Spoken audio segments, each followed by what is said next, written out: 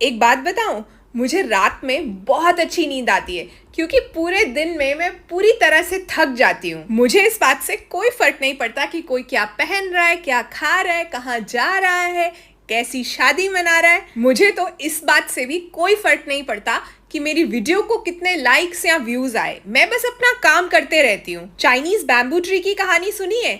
उसके बीज को 4 साल लगातार हर रोज पानी देना होता है और आपको ऐसा ही लगेगा कि बीज अंकुरित ही नहीं हुए क्योंकि मिट्टी के ऊपर कुछ नजर नहीं आएगा।